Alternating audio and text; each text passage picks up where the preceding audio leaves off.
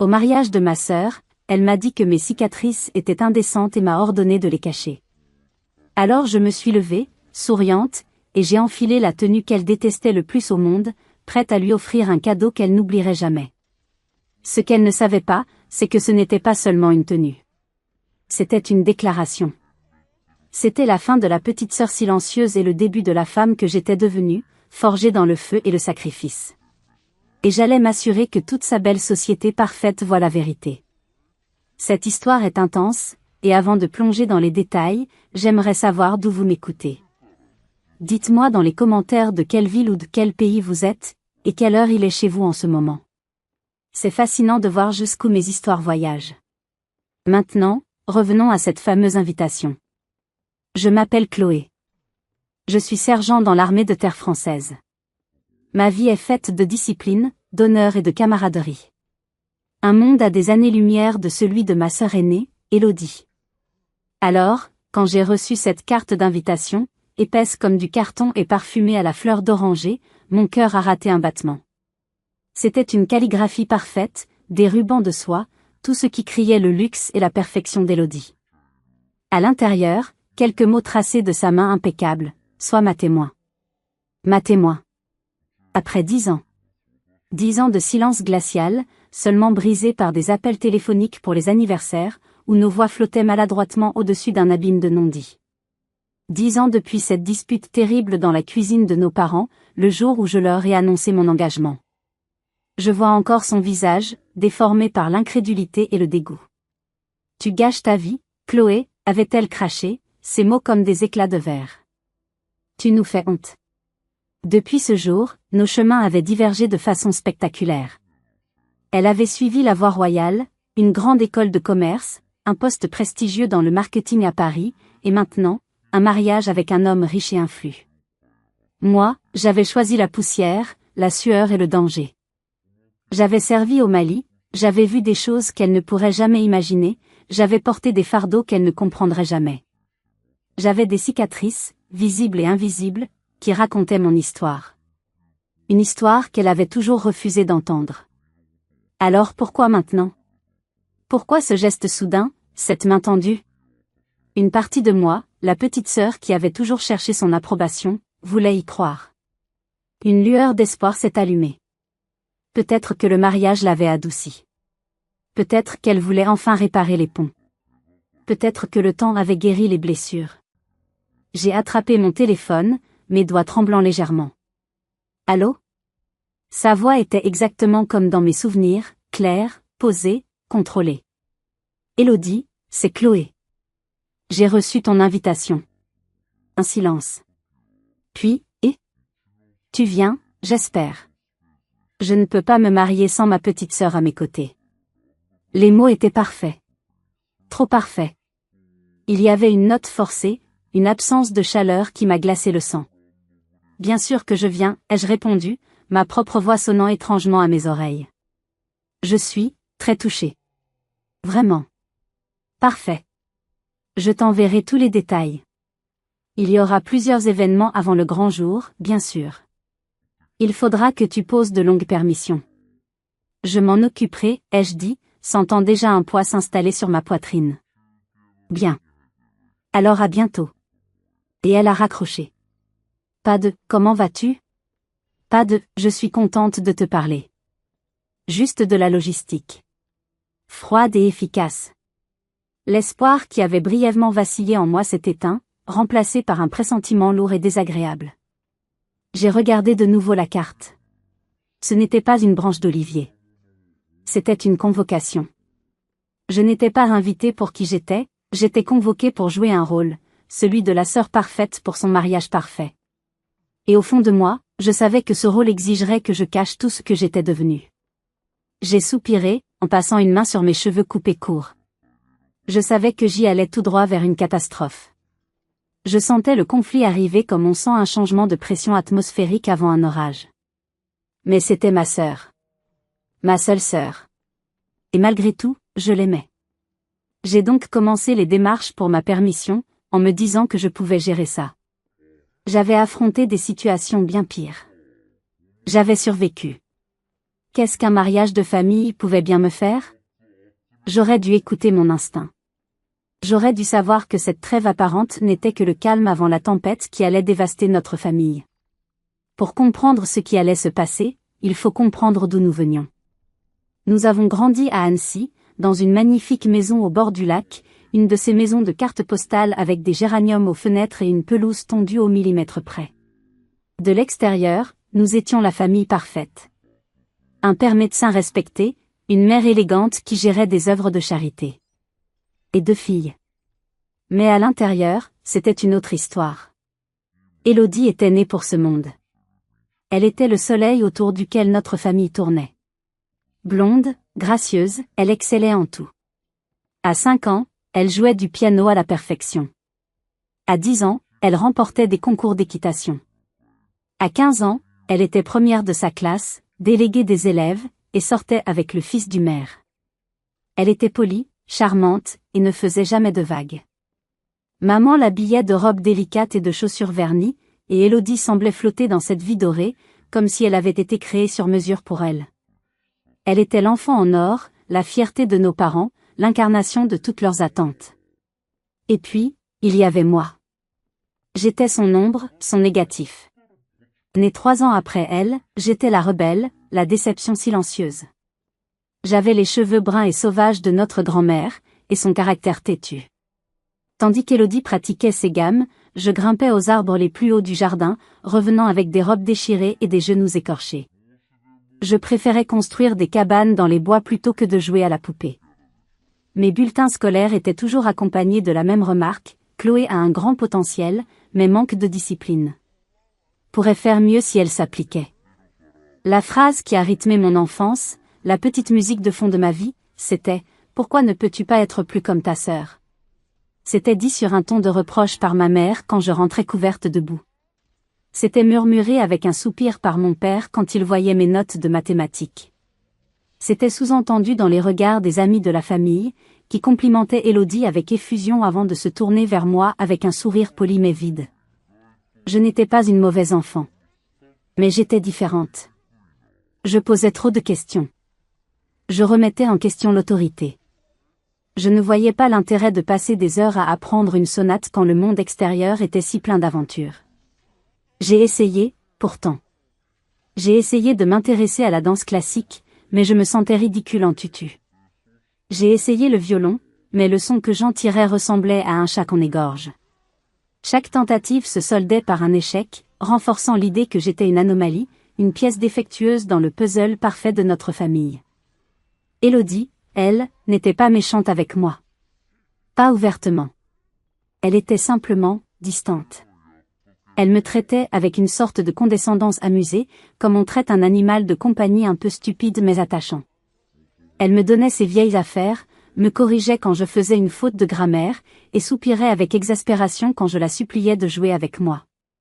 Pour elle, j'étais une source d'embarras, un rappel constant que notre famille n'était pas aussi parfaite qu'elle en avait l'air. Je me souviens d'un après-midi en particulier. J'avais peut-être 10 ans. Élodie avait gagné un autre prix, une coupe brillante pour un concours de piano. Il y avait une petite fête à la maison. Tous les adultes la félicitaient, la couvraient de louanges. Je suis restée dans un coin, invisible. Plus tard, je suis montée dans sa chambre. La coupe était posée sur son bureau, scintillant sous la lumière.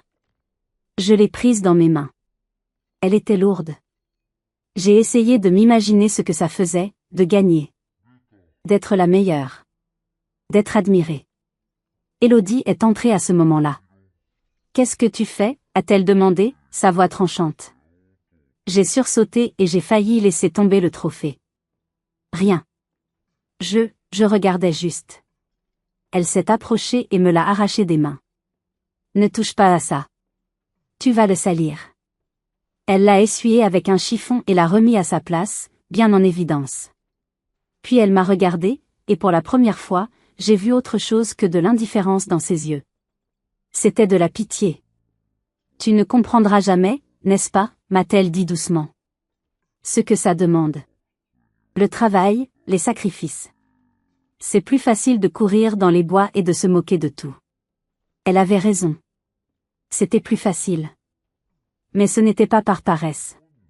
C'était parce que son monde, ce monde de compétition silencieuse et d'apparence, m'étouffait. Je ne voulais pas de sa vie.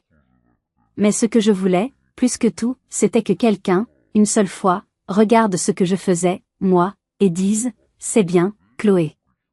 Je suis fière de toi. Cela n'est jamais arrivé. Alors, j'ai arrêté d'essayer de leur plaire. J'ai creusé mon propre chemin, loin du leur. Mais la décision que j'allais prendre à 18 ans allait creuser un fossé si profond entre nous que je craignais qu'il ne puisse jamais être comblé. Le point de rupture a eu lieu pendant ma dernière année de lycée. Tandis qu'Élodie était déjà une étoile montante dans sa prestigieuse école de commerce à Paris, je passais mes journées à me sentir de plus en plus étrangère dans ma propre vie. Tous mes camarades parlaient de Parcoursup, de prépa, de leurs futurs plans de carrière. Ils voulaient devenir avocats, ingénieurs, consultants. Des chemins bien tracés, approuvés par la société, par nos parents. Des chemins qui me donnaient la nausée. Je ne savais pas ce que je voulais faire, mais je savais ce que je ne voulais pas. Je ne voulais pas d'une vie de bureau, d'une routine confortable et prévisible. Je voulais de l'action, du sens. Je voulais que ma vie compte pour quelque chose de plus grand que mon propre confort. En secret, j'ai commencé à me renseigner. J'ai passé des heures sur Internet, lisant des témoignages. Et puis un jour, j'ai poussé la porte du CIRFA, le centre de recrutement des forces armées. L'officier qui m'a reçu était une femme, un capitaine. Elle ne m'a pas jugé. Elle ne m'a pas comparé à qui que ce soit. Elle m'a regardé droit dans les yeux et m'a parlé de devoir, d'engagement, de dépassement de soi. Pour la première fois de ma vie, j'ai senti que j'étais à ma place.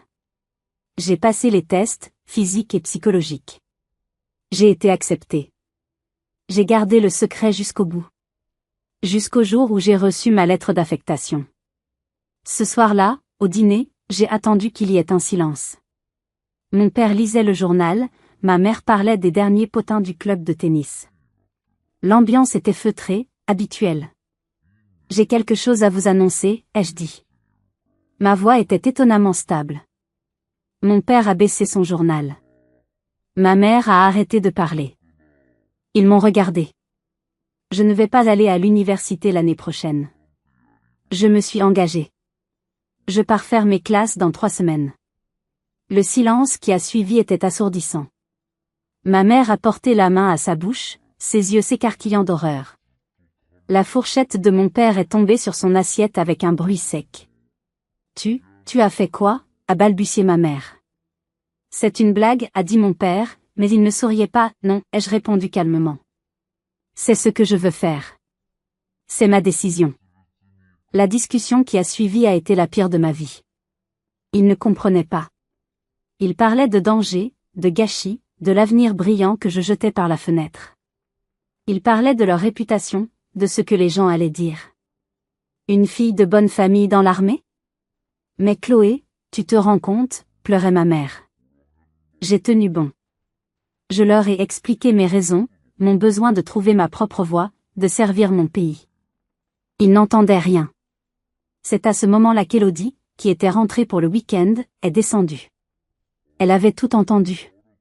Elle s'est approchée, et je me suis préparée à un autre sermon. Mais ce qu'elle a fait a été pire. Elle m'a regardée avec un mélange de pitié et de mépris. Un regard qui me déshabillait, qui me réduisait à néant. « Laisse-la faire, maman, a-t-elle dit d'une voix lasse. C'est juste une autre de ces crises d'adolescence. Elle veut attirer l'attention. » Puis, elle s'est tournée vers moi. « Tu fais honte à cette famille, a-t-elle murmuré, assez bas pour que seuls nous deux entendions. Tu as toujours été un problème.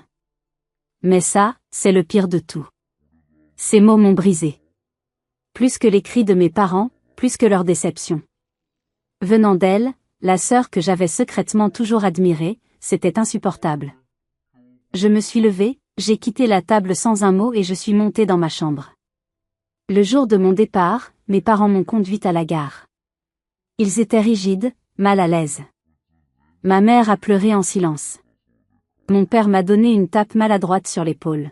« Fais attention à toi, a-t-il dit. » Élodie n'est pas venue. Elle avait un examen important qu'elle ne pouvait pas manquer. Pendant 10 ans, nos vies se sont déroulées en parallèle, sans jamais se croiser. J'ai suivi ma formation, j'ai été déployé au Mali. J'ai connu la peur, la camaraderie, la perte. Je suis devenu sergent. J'ai construit une nouvelle famille, une famille qui ne me jugeait pas sur mes notes ou mes choix de carrière, mais sur ma fiabilité et mon courage. Une famille qui me respectait pour qui j'étais. Pendant ce temps, Élodie gravissait les échelons de son monde parfait. Je recevais des nouvelles par ma mère. Des bribes d'informations sur ses promotions, ses voyages exotiques, sa rencontre avec son fiancé, Pierre, un riche héritier. Chaque nouvelle était comme une piqûre, un rappel de la vie, normale, que j'avais rejetée. Pendant 10 ans, ces nouvelles étaient des cartes postales d'un monde auquel je n'appartenais plus. Mais ce qui m'attendait à mon retour allait être pire que tout ce que j'avais imaginé. Je suis arrivée à Annecy 2 semaines avant le mariage. La maison de mon enfance n'avait pas changé, mais je me sentais comme une étrangère. Ma chambre avait été transformée en bureau. Un lit de camp avait été installé dans un coin pour moi. Juste pour quelques jours, m'avait dit ma mère avec un sourire crispé. Le soir même, le baptême du feu. Dîner de présentation avec les parents de Pierre, le fiancé. Le rendez-vous était donné dans un restaurant étoilé au bord du lac, un de ces endroits où les serveurs vous regardent de haut si vos chaussures ne coûtent pas un mois de mon salaire. J'avais fait un effort. J'avais mis une robe simple, la seule que je possédais, et un peu de maquillage. Les parents de Pierre, les Dubois, étaient exactement comme je les avais imaginés. Monsieur Dubois, un industriel puissant, avec une poignée de main molle et un regard qui vous évaluait en euros. Madame Dubois, glaciale et élégante, couverte de bijoux discrets mais hors de prix. Ils exsudaient la richesse et le pouvoir. Élodie était radieuse, riant à toutes les blagues de son futur beau-père, jouant son rôle de fiancée parfaite à la perfection. Quand elle m'a présentée, elle a dit « Voici ma petite sœur, Chloé. Elle est, dans l'armée. » Elle a prononcé le mot « armée », comme si c'était une maladie honteuse. Le regard de Madame Dubois s'est attardé sur mes mains, un peu abîmées par des années de travail physique. « Oh, comme c'est, original », a-t-elle commenté, avec un sourire qui n'atteignait pas ses yeux. Le dîner a été une torture. Ils ont parlé de leurs vacances à Saint-Barth, de leurs investissements en bourse, des difficultés à trouver du bon personnel de maison. J'étais assise en silence, n'ayant absolument rien à apporter à la conversation. Chaque fois que j'ouvrais la bouche, je sentais le regard condescendant d'Élodie sur moi, me suppliant silencieusement de ne pas dire de bêtises. Le véritable coup de grâce est venu de Delphine, la meilleure amie d'Élodie et sa deuxième témoin. Elle était le stéréotype parfait de la Parisienne riche et arrogante. À un moment, alors que Monsieur Dubois parlait d'un contrat militaire, Delphine s'est tournée vers moi avec un grand sourire faux. « Alors Chloé » a-t-elle lancé, sa voix portant dans tout le restaurant. « Racontez-nous. Ça fait quoi de passer ses journées à obéir à des ordres sans réfléchir? Ça doit être reposant, non? Pas de stress, pas de décision à prendre. » Un silence est tombé sur la table. Tous les regards se sont tournés vers moi. J'ai senti le sang me monter aux joues. C'était une attaque directe, une humiliation publique. J'ai cherché le regard d'Élodie, espérant un signe de soutien, un mot pour me défendre. Rien. Elle a simplement pris une gorgée de son verre de vin, un petit sourire amusé flottant sur ses lèvres. Elle appréciait le spectacle. J'ai pris une profonde inspiration, essayant de maîtriser la colère qui montait en moi. J'ai regardé Delphine droit dans les yeux. En fait, Delphine, ai-je commencé, ma voix plus calme que je ne le pensais. La plupart de mes journées consistent à prendre des décisions dont dépendent la vie de mes camarades. Des décisions que vous n'auriez même pas le courage d'envisager dans vos pires cauchemars. Alors non, ce n'est pas particulièrement reposant. Mais c'est un honneur. Un concept qui vous est peut-être étranger. Le sourire de Delphine s'est effacé. Madame Dubois a eu un hoquet de surprise. Mon père, pour la première fois de la soirée, a semblé mal à l'aise. Élodie m'a lancé un regard noir, furieux. J'avais brisé le code. J'avais ramené la réalité dans leur petit monde parfait. Le reste du dîner s'est déroulé dans une ambiance glaciale. Dès que possible, j'ai prétexté un mal de tête et je suis partie. En marchant seule dans les rues fraîches d'Annecy, les larmes me sont montées aux yeux. Ce n'était pas la méchanceté de Delphine qui me blessait le plus. C'était la trahison de ma sœur. Elle m'avait jeté au lion sans la moindre hésitation. Je suis rentrée à la maison, mais je ne pouvais pas dormir. Je me sentais piégée, étouffée. J'ai compris que ce dîner n'était qu'un avertissement. Élodie ne voulait pas seulement que je joue un rôle. Elle voulait me briser. Elle voulait me prouver que mon monde, mes valeurs, mon identité n'avaient aucune place dans le sien. Elle voulait que j'aie honte de ce que j'étais. Je pensais avoir touché le fond, mais ce n'était qu'un avant-goût. Le véritable plan d'Élodie pour me transformer n'avait pas encore commencé. Le lendemain, c'était l'essayage des robes des témoins. Élodie nous avait donné rendez-vous dans la boutique de mariage la plus chic et la plus chère de la région. Un de ces endroits avec des tapis épais, des canapés en velours et des vendeuses qui vous jugent de la tête aux pieds. Delphine et les autres amis d'Élodie étaient déjà là, sirotant du champagne. Elles m'ont accueilli avec de grands sourires forcés et des « Oh Chloé, on est tellement contente que tu sois là », qui sonnaient plus faux qu'une promesse d'homme politique. Élodie avait choisi pour nous des robes roses poudrées, très fluides, avec un décolleté qui tombait sur les épaules. C'était joli, mais ce n'était absolument pas mon style. Je me sentais déguisée. Quand je suis sortie de la cabine d'essayage, le silence s'est fait.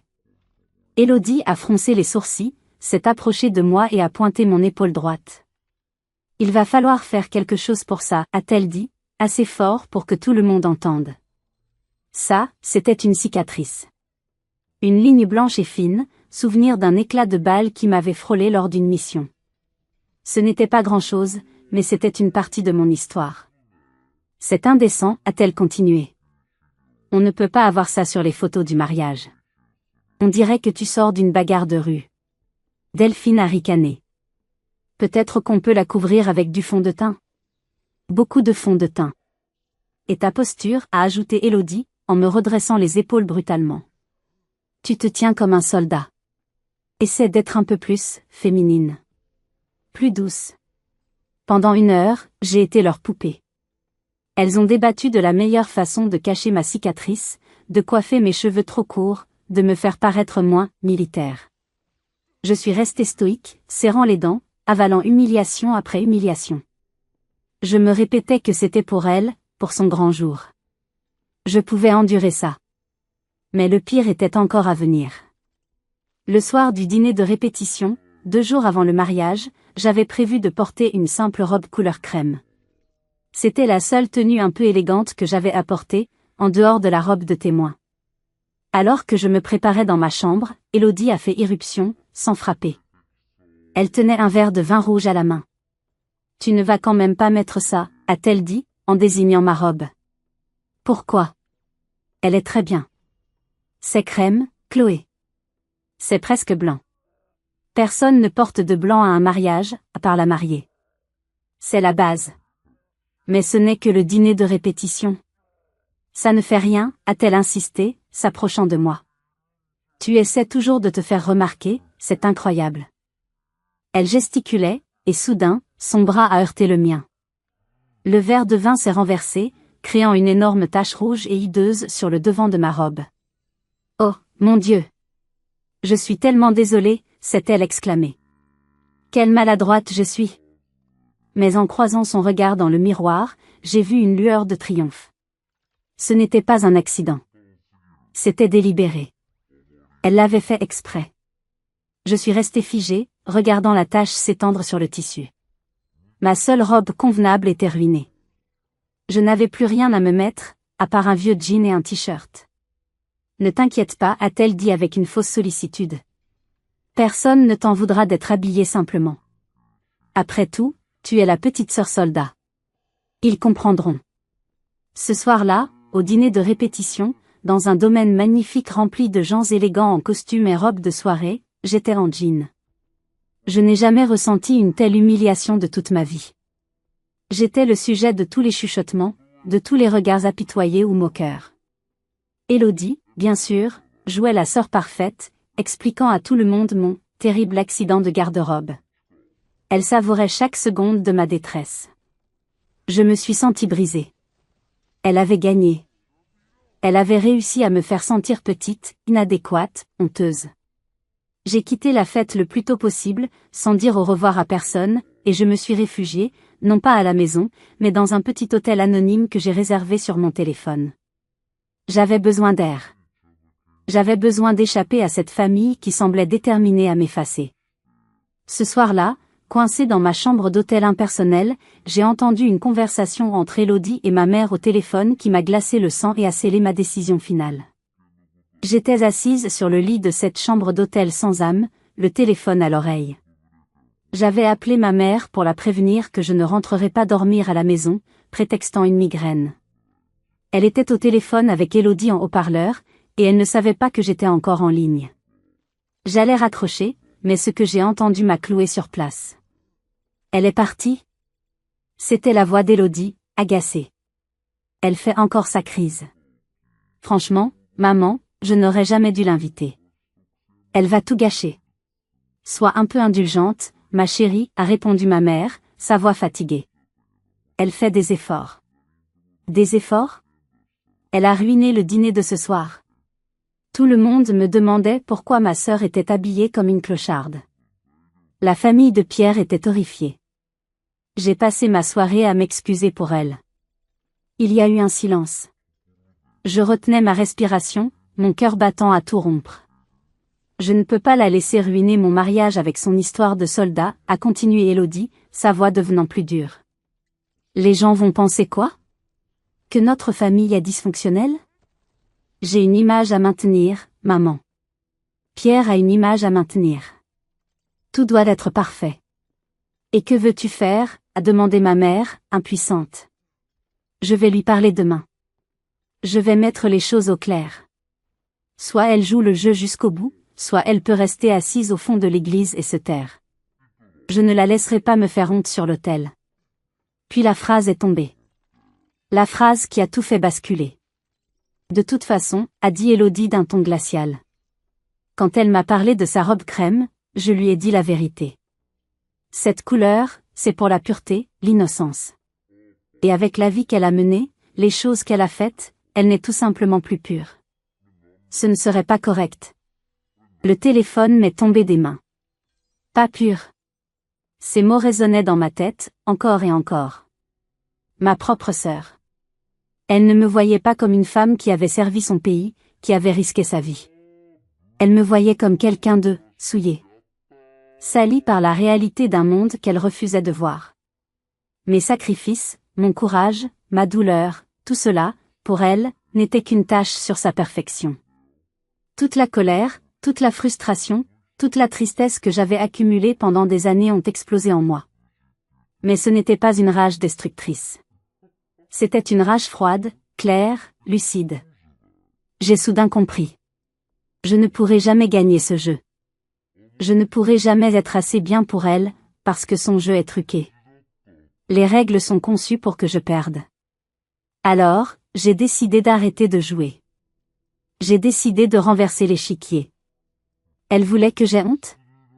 Elle voulait me cacher? Elle voulait que je sois invisible? Très bien. J'allais lui donner un spectacle qu'elle n'oublierait jamais. J'allais lui montrer, ainsi qu'à toute sa précieuse famille et ses amis snobs, exactement qui j'étais. Sans filtre, sans excuse. Je me suis levée. J'ai ouvert ma valise, et j'ai sorti le sac de protection que j'avais emporté avec moi, juste au cas où. À l'intérieur, soigneusement plié, il y avait mon autre uniforme. Pas la tenue de combat, mais la tenue de cérémonie. La veste bleu nuit, le pantalon clair, la chemise blanche impeccable, les chaussures parfaitement cirées. Et sur la poitrine, mes décorations. Chaque ruban, chaque médaille, gagnée avec mon sang et ma sueur. La croix de la valeur militaire. La médaille d'outre-mer. Des symboles de qui j'étais vraiment. Pas la petite sœur ratée, mais le sergent Chloé. Elle pensait que mes cicatrices étaient indécentes? Je vais lui montrer les médailles qui vont avec. Elle pensait que j'étais impure? Je vais lui montrer ce que signifie l'honneur. C'est à ce moment-là, seul dans le silence de ma chambre d'hôtel, qu'une idée a commencé à germer. Une idée folle, dangereuse, mais qui était la seule façon de reprendre le contrôle. Maintenant, je dois vous demander. Si vous étiez à ma place, après avoir entendu ça, après avoir été humilié de la sorte, qu'auriez-vous fait? Auriez-vous quitté le mariage? Auriez-vous essayé de vous expliquer? Dites-le-moi dans les commentaires. Je suis curieuse de connaître votre avis. Cette nuit-là, je n'ai pas dormi. J'ai étalé mon uniforme sur le lit, et je l'ai regardé pendant des heures. Ce n'était pas juste un vêtement. C'était le témoignage de ma transformation. Chaque fil, chaque insigne, chaque médaille racontait une histoire. Je me suis souvenu de mes classes à Saint-Mexan. La boue glaciale, les réveils à 5 heures du matin, les instructeurs qui hurlaient pour nous pousser au-delà de nos limites. Je me souviens avoir appelé mes parents un soir, en larmes, épuisée, prête à abandonner. « Tu peux encore rentrer », m'avait dit ma mère. « On trouvera bien une place pour toi à l'université. » Mais j'avais tenu bon. Pas pour leur prouver qu'ils avaient tort, mais pour me prouver que j'avais raison. Le jour de la remise des képis, quand l'adjudant a crié mon nom, j'ai ressenti une fierté que je n'avais jamais connue. Je me suis souvenu de mon premier déploiement au Mali, dans le cadre de l'opération Barkhane. La chaleur écrasante du Sahel, la poussière ocre qui s'infiltrait partout, le poids constant du gilet pare-balles et du casque. La peur, aussi. Une peur sourde, constante, qui devenait une seconde nature. Mon unité était chargée des convois logistiques, une mission cruciale mais dangereuse. Nous étions une cible facile. Nous nous appelions les fantômes du désert. Nous étions une famille. Il y avait le caporal Dubois, un géant au cœur tendre qui parlait de ses enfants sans arrêt. Il y avait le sergent Lecomte, notre chef, un homme juste et respecté. Et il y avait moi, la jeune recrue, déterminée à faire mes preuves. Il ne se souciait pas de savoir si j'étais féminine, douce. Il se souciait de savoir si je pouvais faire mon travail, si je pouvais couvrir leurs arrières. Et je pouvais. Et puis il y a eu ce jour-là. Une mission de ravitaillement de routine vers un poste avancé. Nous étions à mi-chemin quand le véhicule de tête de notre convoi a roulé sur un IED, un engin explosif improvisé. L'explosion a été assourdissante. Le monde a basculé. Notre camion a été projeté sur le côté. Le chaos. Les cris. La fumée âcre qui remplissait la cabine. J'ai senti une douleur fulgurante à l'épaule, mais l'adrénaline a tout effacé. J'ai réussi à m'extraire du véhicule. Dehors, c'était l'enfer. Le premier camion était en feu. Et puis les tirs ont commencé. C'était une embuscade. Je n'ai pas réfléchi. J'ai agi. J'ai rampé jusqu'à Lecomte, qui était blessé à la jambe, et je l'ai traîné à l'abri derrière notre camion renversé. J'ai attrapé mon fusil et j'ai riposté, tout en appelant des renforts à la radio. La balle qui m'a fait cette cicatrice, c'est à ce moment-là qu'elle m'a touché. Une brûlure intense, comme un fer rouge. J'ai à peine senti. J'ai continué à tirer, à communiquer, à essayer de maintenir notre position. J'ai fait un garrot sur la jambe de Lecomte avec ma propre ceinture. Ces minutes ont duré une éternité. Puis les hélicoptères sont arrivés. Le bruit des pales était le plus beau son que j'ai jamais entendu. J'ai passé une semaine à l'hôpital de campagne. Ma blessure était superficielle. Lecomte a survécu, mais il a perdu sa jambe. Quelques mois plus tard, lors d'une cérémonie officielle, un général a épinglé la croix de la valeur militaire sur ma poitrine. Pour acte de bravoure et de sang-froid exceptionnel face à l'ennemi, disait la citation. En regardant cette médaille posée sur la veste de mon uniforme, dans cette chambre d'hôtel silencieuse, j'ai compris. Ma sœur me jugeait impure à cause de cette vie. Mais cette vie m'avait purifiée. Elle m'avait débarrassée de toutes les futilités, de toutes les peurs insignifiantes. Elle m'avait appris ce qui comptait vraiment, la loyauté, le courage, le sacrifice. L'honneur. Mon uniforme n'était pas un costume. C'était ma peau. C'était la preuve que j'avais survécu, que j'avais trouvé ma place, que j'avais une valeur qui ne dépendait pas de l'approbation de ma famille. C'était mon armure et mon identité. Et le lendemain, tout le monde allait enfin voir qui j'étais vraiment, qu'il le veuille ou non. Le matin du mariage, l'ambiance dans la suite nuptiale du grand hôtel était une frénésie contrôlée. Coiffeurs, maquilleurs, photographes s'agitaient autour d'Élodie, qui trônait comme une reine au milieu du chaos. Les autres témoins gloussaient en buvant du champagne. J'étais assise dans un coin, silencieuse, observant la scène. J'ai joué le jeu. J'ai laissé la maquilleuse appliquer des tonnes de produits sur mon visage pour me donner un air frais et reposé. J'ai laissé la coiffeuse fixer des extensions dans mes cheveux courts pour créer un chignon romantique. Je me regardais dans le miroir et je ne me reconnaissais pas. J'étais un mannequin sans vie, une poupée déguisée. Le moment fatidique est arrivé quand il a fallu enfiler les robes. Alors que la maquilleuse donnait une dernière touche de fond de teint sur mon épaule pour dissimuler ma cicatrice, j'ai senti quelque chose se briser en moi. C'en était trop. Ça suffit, ai-je dit, ma voix basse mais ferme. La maquilleuse a sursauté. Pardon? J'ai dit, ça suffit. Laissez. Je me suis levée. Tous les regards se sont tournés vers moi. Chloé, qu'est-ce que tu fais? A demandé Élodie, l'irritation pointant dans sa voix. On est en retard. J'ai besoin d'une minute, ai-je répondu, en attrapant le grand sac de protection que j'avais posé discrètement dans un coin. Je me suis enfermée dans la salle de bain. J'ai pris une grande inspiration.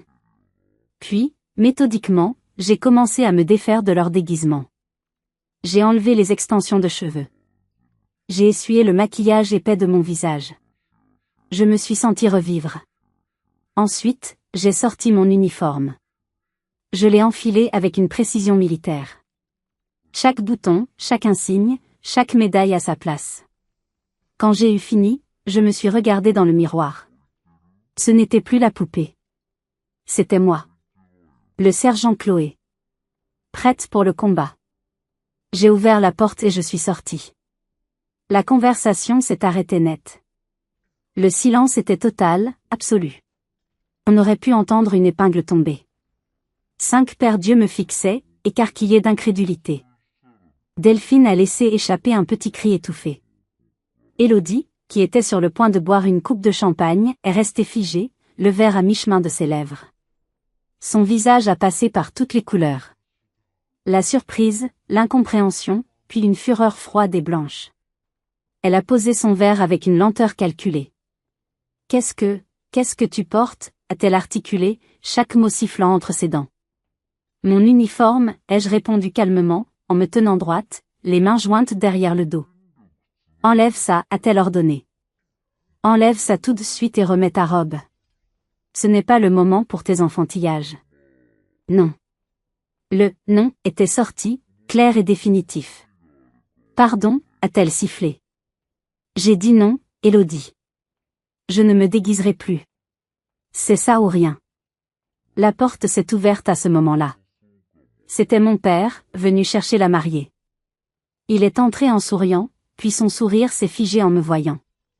Il a froncé les sourcils, perplexe. Papa, a crié Élodie, au bord des larmes de rage. Dis-lui. Dis-lui de se changer. Elle est en train de ruiner mon mariage.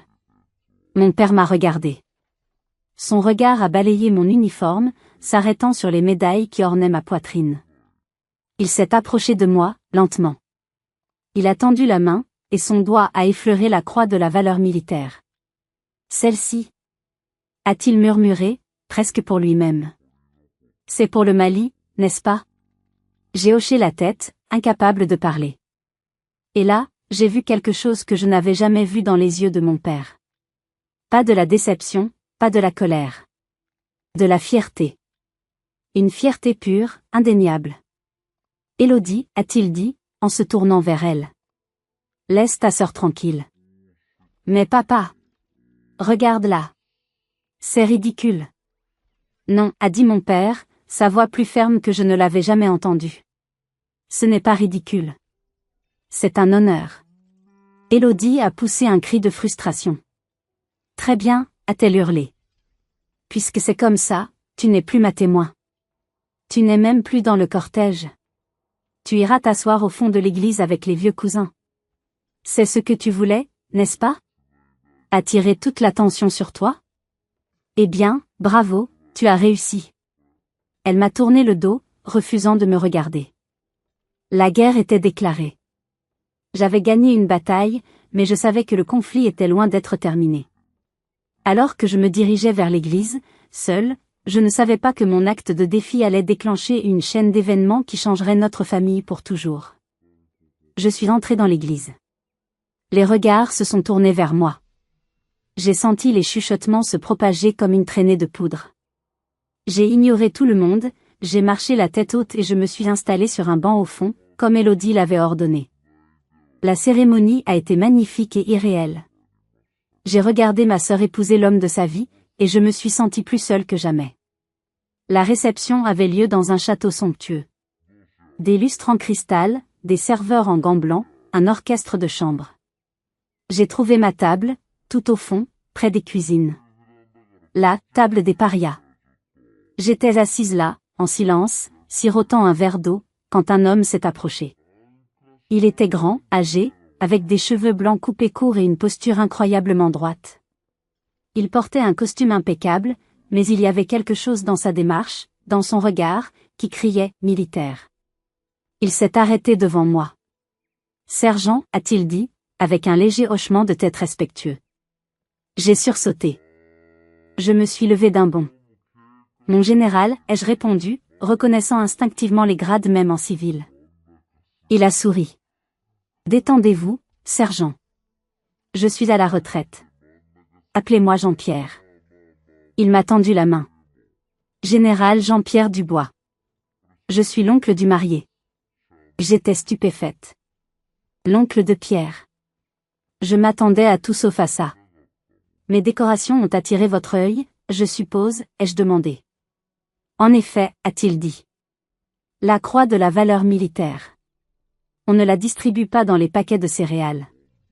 J'aimerais beaucoup entendre l'histoire qui va avec, un jour. » Il a regardé la place vide à côté de moi. « Cette place est prise ? » Non, mon général.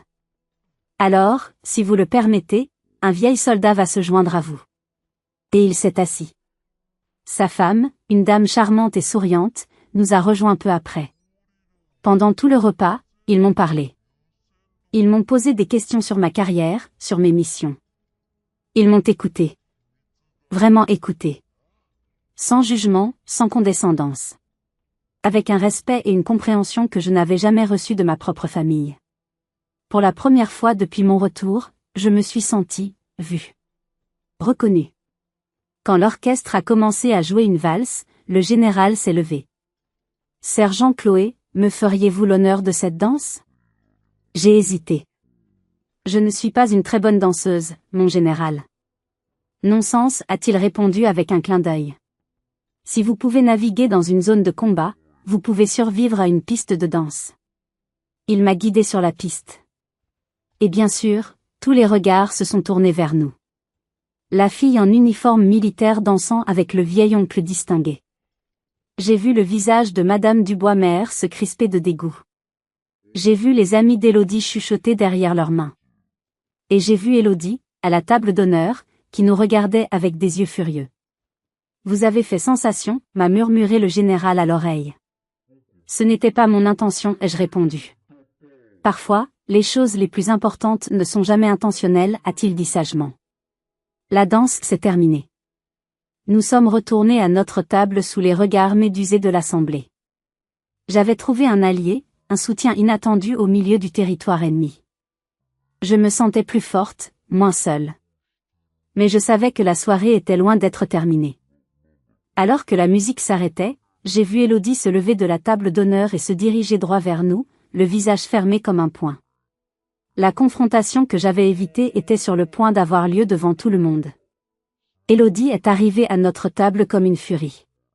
Son sourire de mariée avait disparu, remplacé par un masque de colère froide. « Oncle Jean-Pierre », a-t-elle dit d'une voix faussement douce. « Pourrais-je emprunter ma sœur une minute ? Nous avons quelque chose à régler. » Le général a hoché la tête. « Bien sûr, ma chère. » Il m'a jeté un regard encourageant. Élodie m'a attrapé par le bras et m'a entraîné hors de la salle de réception, à travers un couloir, jusqu'à une petite terrasse isolée. La musique de la fête n'était plus qu'un murmure lointain. Dès que la porte s'est refermée, elle a explosé. « Comment oses-tu » a-t-elle sifflé, ses yeux lançant des éclairs. « Comment oses-tu me faire ça, le jour de mon mariage ? Tu as tout gâché. » Tu as monopolisé l'attention, tu m'as humilié devant toute la famille de Pierre. Je n'ai rien fait d'autre qu'être moi-même, ai-je répondu, ma voix tremblant un peu malgré moi. C'est toi qui as un problème avec ça, pas moi. Être toi-même, a-t-elle ri, un rire amer et sans joie. Être toi-même, c'est tout détruire sur ton passage. C'est ça, ton identité? La destruction? J'allais répliquer, lui jeter à la figure toutes les humiliations que j'avais subies. Mais en la regardant, j'ai vu quelque chose d'autre sous la colère. Ses épaules tremblaient. Ses mains étaient crispées. Et ses yeux étaient remplis de larmes. Élodie. Ai-je commencé, ma propre colère s'évaporant. Non, tais-toi, a-t-elle sangloté, sa façade parfaite s'effondrant complètement. Tu ne comprends rien. Tu n'as jamais rien compris. Elle s'est effondrée sur un banc en pierre, cachant son visage dans ses mains. Son corps était secoué de sanglots. Je suis resté là, désemparé, ne sachant que faire. Je ne l'avais jamais vue pleurer comme ça. Jamais. Je me suis approché prudemment et je me suis assise à côté d'elle. Après un long moment, elle a relevé la tête. Son maquillage parfait était ruiné. Tu sais ce que c'est, a-t-elle murmuré, sa voix rauque. Tu sais ce que c'est de passer des années à avoir peur? J'ai froncé les sourcils. Peur de quoi? Peur de toi. Peur pour toi, a-t-elle éclaté. Chaque fois que tu partais en mission, chaque fois que je voyais les informations et qu'il parlait d'un soldat français tué, mon cœur s'arrêtait. Chaque matin, je me réveillais avec la boule au ventre, en priant pour ne pas recevoir un appel de maman en pleurs. J'imaginais des hommes en uniforme venir sonner à la porte. J'ai vécu dans la terreur pendant 10 ans, Chloé. J'étais sans voix. Je n'avais jamais imaginé ça. Je déteste cet uniforme, a-t-elle continué, en le désignant avec un geste de dégoût. Parce qu'il me rappelle que je peux te perdre à chaque seconde. Alors oui, j'ai été dure avec toi. J'ai essayé de te faire détester cette vie, j'ai espéré que tu abandonnerais, que tu reviendrais à une vie normale, une vie où je n'aurais pas à avoir peur pour toi tous les jours. Elle a repris son souffle. Et puis, quand je t'ai vu aujourd'hui, avec papa, la façon dont il t'a regardé, avec cette fierté. Il ne m'a jamais regardé comme ça. Jamais. J'ai eu les meilleures notes, la meilleure carrière, le mariage parfait, mais ça n'a jamais suffi. Toi, avec tes cicatrices et ton uniforme, tu as vu son respect en une seconde. Le respect que j'ai passé ma vie à essayer d'obtenir. La vérité m'a frappé comme un coup de poing. Ce n'était pas de la haine. Ce n'était pas du mépris. C'était de la peur. Et de la jalousie. Une peur et une jalousie si profondes qu'elles s'étaient transformées en méchanceté. Sans réfléchir, j'ai tendu la main et j'ai pris la sienne. Elle était glacée. Je suis désolée, ai-je murmuré. Je ne savais pas. Elle a serré ma main. Je suis désolée aussi, a-t-elle répondu en pleurant. Je suis tellement désolée, Chloé. Nous sommes restés là, en silence, deux sœurs qui se retrouvaient enfin après une décennie de guerre froide. Les larmes ont lavé des années de douleur et d'incompréhension. Nous sommes retournés à la fête ensemble, main dans la main. La guerre entre nous était terminée. Mais je savais que le moment le plus important de la soirée n'était pas encore arrivé. C'était au tour de mon père. Quand nous sommes revenus dans la salle de bal, un murmure a parcouru l'assemblée. Voir les deux sœurs ennemies arriver main dans la main, les yeux rougis mais apaisés, était un spectacle plus surprenant que n'importe quel feu d'artifice. Élodie m'a serré la main une dernière fois avant de remonter à la table d'honneur. Je suis retourné m'asseoir à côté du général Dubois, qui m'a gratifié d'un sourire entendu. Plus tard dans la soirée, ce fut le moment des discours. Le père de Pierre a parlé, puis Pierre lui-même. Et puis ce fut le tour de mon père. Il s'est levé, un peu maladroitement, son verre à la main. Mon cœur s'est serré. J'avais peur de ce qu'il allait dire. Il a commencé par parler d'Élodie. Il l'a appelée son « rayon de soleil », sa « perfection ». Il a parlé de sa grâce, de son intelligence, de sa réussite. C'était le discours habituel, celui que j'avais entendu toute ma vie. J'ai baissé les yeux, me préparant à être, une fois de plus, l'ombre invisible. Aujourd'hui, nous célébrons l'union de ma fille aînée, a-t-il dit. Puis il a marqué une pause. Il a balayé la salle du regard, et ses yeux se sont posés sur moi. Mais aujourd'hui, je réalise que je célèbre mes deux filles. J'ai toujours été fière d'Élodie. Mais j'ai mis du temps, trop de temps, à comprendre ma deuxième fille. Un silence total s'est installé dans la salle. Élodie est mon rayon de soleil, c'est vrai, a-t-il continué, sa voix s'éraillant un peu. Et puis il y a Chloé. Il a levé son verre dans ma direction. Mon autre joyau. Pas un diamant poli, mais un roc. Un roc sur lequel on peut bâtir, sur lequel on peut compter. Une femme dont le courage, l'honneur et le sens du devoir me rendent plus fière que les mots ne pourraient jamais le dire. J'ai honte d'avoir mis si longtemps à le voir, et encore plus longtemps à le dire. Il s'est tourné vers moi. Chloé, je suis fière de toi. Je t'aime. Les larmes que j'avais retenues toute la journée ont finalement coulé. Des larmes de soulagement, de joie. L'assemblée a éclaté en applaudissements. À travers mes larmes, j'ai vu Élodie, à la table d'honneur, qui me souriait. Un vrai sourire, cette fois. Cette nuit-là, quelque chose a changé pour toujours dans notre famille. Les murs de silence et d'incompréhension ont commencé à se fissurer. Les semaines qui ont suivi, les choses ont été différentes. Mes parents m'appelaient, juste pour prendre des nouvelles. Mon père me posait des questions sur mon travail, il voulait vraiment savoir. Ma mère m'envoyait des colis, non plus remplis de magazines de mode, mais de choses utiles, de café, de livres. 6 mois après le mariage, j'ai eu la plus grande surprise de ma vie. Élodie est venue me rendre visite. Seule. Elle a pris l'avion jusqu'à la base militaire où j'étais stationnée. Elle est arrivée, un peu perdue dans ses talons hauts et sa robe de créateur, au milieu des véhicules blindés et des soldats en treillis. Je ne m'attendais pas à ça, a-t-elle avoué, en regardant autour d'elle. C'est normal. Tu t'attendais à quoi?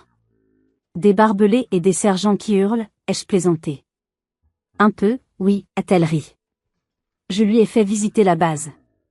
Je lui ai présenté mes amis, ma deuxième famille. Elle a dîné avec nous dans mon petit appartement. Elle a écouté nos histoires, nos blagues. Elle n'a pas jugé. Elle a essayé de comprendre. Ce soir-là, alors que nous faisions la vaisselle, elle m'a dit, « Je comprends, maintenant. Pourquoi tu as choisi ça? Ce n'est pas juste un travail pour toi. Ce sont des frères et sœurs d'armes. » Oui, ai-je répondu. C'est ma famille. Je suis heureuse que tu aies trouvé ta place, a-t-elle dit sincèrement. Même si ce n'est pas celle que j'aurais voulu pour toi. La guérison était lente, mais elle était réelle. Nous apprenions à nous connaître à nouveau, non pas comme les stéréotypes de notre enfance, mais comme les femmes que nous étions devenues. Des années plus tard, alors que je pensais que notre famille avait enfin trouvé son équilibre, Élodie m'a appelée avec une demande qui m'a laissé totalement sans voix. 3 ans après le mariage, Élodie et Pierre ont eu leur premier enfant. Un petit garçon. J'étais en permission pour Noël, et toute la famille était réunie. L'ambiance était légère, joyeuse, comme je n'en avais jamais connu.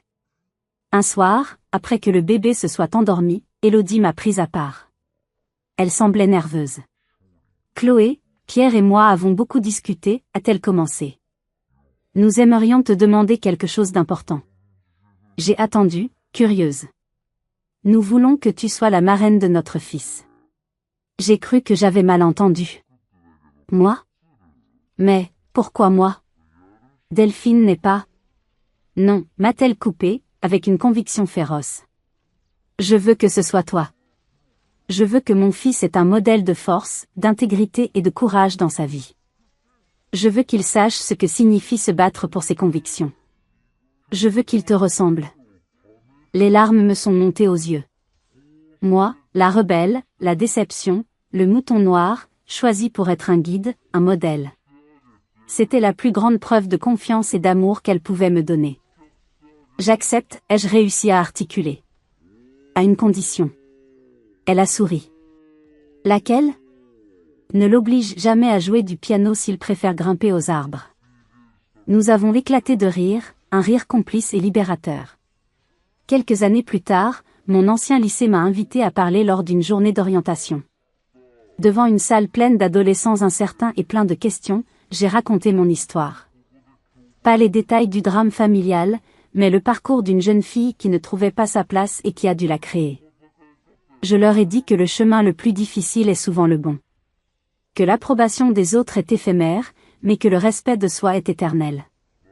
Ma plus grande bataille n'a pas eu lieu sur un champ de bataille lointain, sous un soleil de plomb. Elle a eu lieu au sein de ma propre famille, dans le silence de mon propre cœur. Et la plus belle de mes victoires, ce n'est pas une médaille sur ma poitrine. C'est le rire de mon neveu quand je le porte sur mes épaules. C'est un appel téléphonique de ma sœur, juste pour dire bonjour. C'est la paix que j'ai finalement trouvée, non pas en fuyant qui j'étais, mais en l'embrassant pleinement. Votre valeur ne réside pas dans la capacité à vous conformer, mais dans le courage d'être authentiquement vous-même. Merci d'avoir écouté mon histoire. Et vous? Avez-vous déjà dû vous battre pour être accepté par votre propre famille, ou pour imposer vos propres choix de vie? Racontez-moi votre histoire dans les commentaires, je lis absolument tout. Votre expérience peut aider quelqu'un d'autre qui traverse la même chose en ce moment. Si cette histoire vous a touché, n'oubliez pas de laisser un pouce bleu, cela aide énormément la chaîne. Abonnez-vous et activez la cloche pour ne manquer aucune nouvelle histoire chaque semaine. Merci pour votre soutien, et souvenez-vous, soyez forts, et soyez vous-même.